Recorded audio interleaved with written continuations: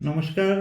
তো সামনেই পরীক্ষার মরশুম, মাধ্যমিক পরীক্ষা, উচ্চ মাধ্যমিক পরীক্ষা তো আর নেই, সেমিস্টার চলে এসেছে। তা সেমিস্টার নিয়েও কিছু আমি বক্তব্য রাখবো। তা আজকে মেনলি যে বিষয়ে বক্তব্য রাখছি যে আমাদের মাধ্যমিকের ফিজিক্যাল সায়েন্সের প্রিপারেশনটা শেষ মুহূর্তে কিভাবে আমরা করব, বেসিক্যালি টেস্ট পেপার সলভটা কি ওয়েতে করলে আমাদের বেনিফিটটা থাকতে পারে। তো এখন অবধি আমাদের কাছে এবিটি অ্যাভেলেবেল হয়ে গেছে। 12-13 ডিসেম্বর হয়তো পর্ষদের টেস্ট পেপারটা আমাদের কাছে অ্যাভেলেবেল হয়ে যাবে। তো আমি কিভাবে একটু সলভ করলে আমরা একটু এগিয়ে থাকতে পারি সেই বিষয়ে একটু আলোচনা করি। তো আমরা যদি প্রথমে এবিটিএ টেস্ট পেপারটা নিই, তো এবিটিএ টেস্ট পেপারটা আমাদের কাছে সবার কাছেই আছে। তো আমরা টেস্ট পেপারটা খুললে আমরা পেজ নাম্বারও পরপর দেখতে পাই। তা আমরা কি করতে পারি, একটা আমাদের কাছে ফ্রেশ কপি বা খাতা নিয়ে প্রথম 10টা কিংবা 12টা পেজের কিন্তু আমরা এমসিকিউ কিন্তু আমরা কি করতে পারি, আমরা টেস্ট পেপারটা নিলাম আমাদের কাছে, এই এবিটিএ টেস্ট পেপারটা আমরা নিলাম। তো এবিটিএ টেস্ট পেপারে যদি আমরা ওপেন করি, তো এরকম খুললেই আমরা প্রথম ইন্ট্রোডাকশন থাকে, তারপর যদি এরম একটা পেজ আমাদের কাছে চলে আসে, তা এই যে পেজটা আছে, তো এখানে আমাদের সব সাবজেক্টে পেজ নাম্বার আছে। এবার ফিজিক্যাল সায়েন্সের যে পেজ নাম্বারগুলো আছে 25, 60, 101, তা আমরা দেখবো আমাদের কাছে প্রচুর পেপার আছে। তা আমরা কি করতে পারি, প্রথম 10টা কিংবা 12টা পেজের আগে এমসিকিউ আমরা সলভ করে নিতে পারি। তা এমসিকিউ যখন সলভ করা হয়ে যাচ্ছে, তা আমি বলবো যে সলভ করাবার সময় প্রথমে কারোর হেল্প না নেওয়াই ভালো, বইয়ের হেল্পও না নেওয়া ভালো, টিচারেরও হেল্প না নেওয়া ভালো। তার নিজেরা আগে এমসিকিউগুলো করে নাও। একটা পেজের এমসিকিউ হয়ে যাওয়ার পর তোমার টিচার থাকলে বা যে তোমায় গাইড করছেন তার কাছ থেকে কারেকশন করিয়ে নাও, বা নিজে বুক দেখে সেলফ কারেকশনও করতে পারো। এবার কারেকশনটা করে ওই এমসিকিউগুলো আরেকবার পড়ে নাও, যাতে যে ভুলগুলো হয়েছে, যে কারেকশনটা আমার রিকোয়ারমেন্ট ছিল, যাতে নেক্সট পেজে গিয়ে সেই ভুলটা আমি রিপিট না করি। এমন করে সেকেন্ড পেজ চলে যাও, এমন করে থার্ড পেজ চলে যাও, এবং সব পেজ নিজেরাই সলভ করো। তারপর গাইড বা মেন্টার বা টিচারকে দেখাও বা সেলফ কারেকশন করে নাও। করে নেওয়ার পর 10-12টা পেজ আমরা এমসিকিউ করে নিলাম। করে নেওয়ার পর আমরা কি করি, একটা টাইম বার করি 3 আওয়ার্স কিংবা 4 আওয়ার্সের। আবার শুরু থেকে 1 to 10 পেজের এমসিকিউগুলো একবার রিভাইজ করে নিই। এবার যখন রিভাইজ করছি, ওই যে মিস্টেকগুলো করেছিলাম যাতে ওগুলো আমাদের না হয়, ওগুলো যাতে রিপিট টেলিকাস্ট আমরা না করি। ভুল করলে কিন্তু সলভের মানে নেই।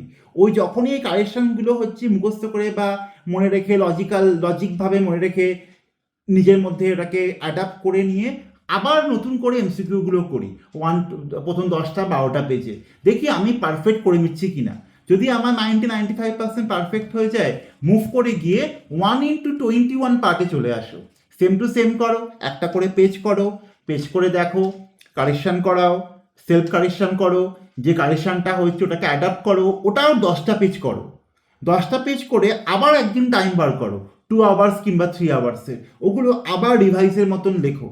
লিখে দেখো যে তোমার কোনো ভুল হচ্ছে কি না। যদি ওটা ওভারকাম করে নিতে পারি, তাহলে আমার কাছে পড়ে থাকলো 2 মার্কস আর 3 মার্কস। যদি এই কাজটা আমরা করে নিতে পারি, তাহলে কিন্তু 36 মার্কসের মধ্যে 30 থেকে 36 কিন্তু আমি চোখ বন্ধ করে পেয়ে যাচ্ছি, যদি আমরা এটা এবিটিএ থেকেও করি বা পর্ষদ থেকেও করি। কোনো সাজেশন, কোনো সাজেস্টিভ, এটা ওই বছর এসেছিল, এটা এই বছর আসবে না, এই স্যার ওটা বলেছে, এই ম্যাম এটা বলেছে, এগুলো কিন্তু কোনো ম্যাটার করছে না। ম্যাটার করছে তুমি ধৈর্য ধরে এই জিনিসটা করছো কি না। যদি করতে পারি, শর্ট কোশ্চেন আমার কাছে পারফেক্ট। 10টা-12টা পেজে শর্ট কোশ্চেন যে করে নেয়, তার কনসেপশনও কিন্তু অনেকটা হাই হয়ে যায়। তার কিন্তু কনসেপশন যদি এখানে থাকে, সে কিন্তু এমসিকিউ সলভ করে তার কনসেপশন এখানে নিয়ে চলে আসে। নাও এবার 2 মার্কসের কোশ্চেনে চলে আসো। 2 মার্কসের কোশ্চেনগুলো আমি বলবো, যেগুলো একদম ডিরেক্ট কোশ্চেন আছে, সেগুলো সলভ করো না। সেগুলো দেখো তুমি পারছো কি না। যদি পেরে থাকো, তাহলে যেন আমাকে কেউ বললো বয়েলের সূত্র লেখো, ডিফাইন বয়েলস ল।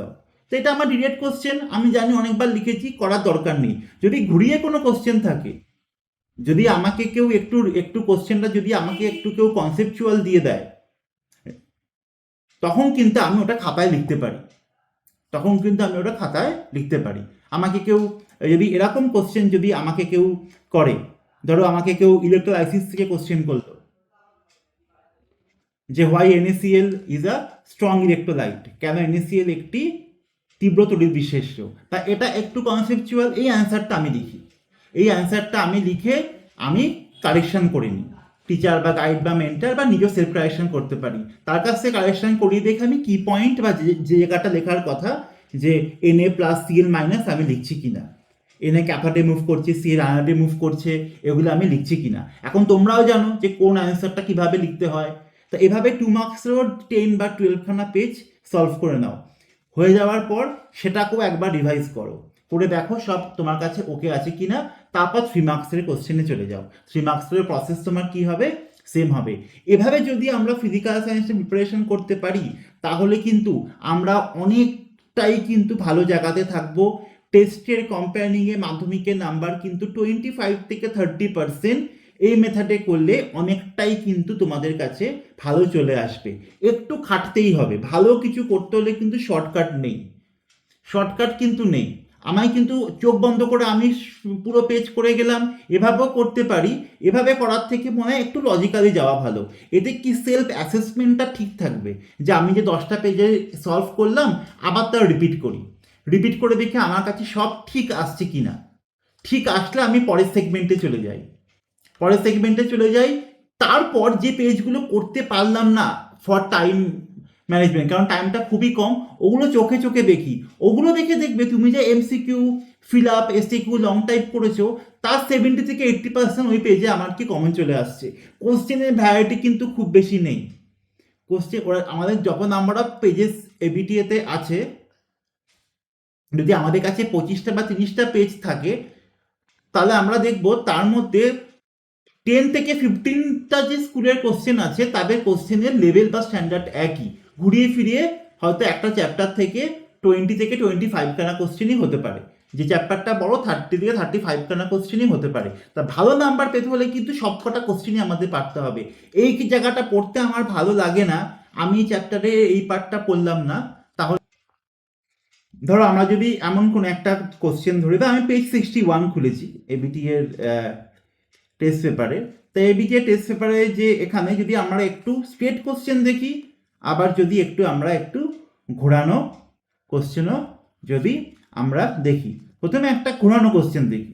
এখানে একটা 1.6 MCQ দিয়েছিল যে কোনো মাধ্যমে আলোর বেগ 2.5 ইন্টু 10⁸ মিটার পার সেকেন্ড হলে ওই মাধ্যমের প্রতিসরাঙ্ক কত। যদি আমরা ইংলিশে আসি, বলেছিল speed of a light in a medium is 2.5 into 10⁸ metre per second, find refractive index. তা এরকম সাম দিয়েছে, এরকম সাম দিলে করা আমাদের কাছে খুব একটা কঠিন নয়। এই সাম করার জন্য আমাদের তো জানতেই হচ্ছে যে ভ্যাকুয়ামে লাইটের স্পিড কত, বায়ুতে আলোর স্পিড কত, 3 ইন্টু 10⁸ মিটার পার সেকেন্ড।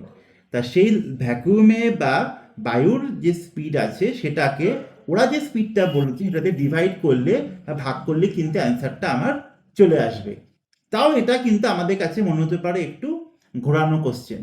তা আমাদের কাছে একদম ইজি কোশ্চেন একদম কি আছে, একদম যেটা আমরা খুব ইজিতে বলতে পারবো। বলেছে ক্যান্সার চিকিৎসায় ব্যবহৃত হয় কোনটি, ক্যান্সার ট্রিটমেন্টে কোনটা ইউজেস হচ্ছে। তো এখানে ডিরেক্ট অ্যান্সার কি C14 আমরা জানি। তা দুরকম কোশ্চেনই কিন্তু আমাদের কাছে থাকবে, দুরকম কোশ্চেনই কিন্তু আমাদের সলভ করে যেতে হবে। একরকম কোশ্চেন আমাদের মনে রাখতে হবে কিছুটা মুখস্থ মতন, আরেক রকম আমাদের কনসেপশনে কিন্তু যেতে হবে। তো এমন করে যদি এরকম সব কটা MCQ আমরা করতে থাকি, তাহলে দেখবো আমি যে দুটো কোশ্চেনই বললাম 10টা 12টা পেজ করলে দেখবি এই কোশ্চেনটা তুমি 2-3 জায়গায় এমনি রিপিট পেয়ে যাবে। আমি যতটুকুনি সলভ করিয়েছি, সুযোগ ঘটেছে 3-4টে পেজের, তা আমি দেখেছি কোনো কোনো কোশ্চেন এর মধ্যে দুবার রিপিট চলে এসছে। তা এমন করেই কিন্তু আমরা করতে পারি। সব MCQ করলাম, সব 1 মার্কসের করলাম, 2 মার্কসের করলাম, 3 মার্কসের করলাম, 10টা থেকে 12টা পেজ করো, পরেগুলো শুধু চোখ বোলাও, তাহলে দেখবে ফিজিক্যাল সায়েন্সের নাম্বারটা অনেক কিন্তু ভালো থাকবে। সাথে তোমরা যাদের কাছ থেকে গাইড নিচ্ছ, যারা তোমাদের গাইড করছেন, তাদের মতামত কিন্তু অত্যন্ত মনোযোগ সহকারে শুনে চলো। তা আমার যদি ভিডিওটা ভালো থাকে, সবাই লাইক করো, শেয়ার করো, কমেন্ট করো। Thank you.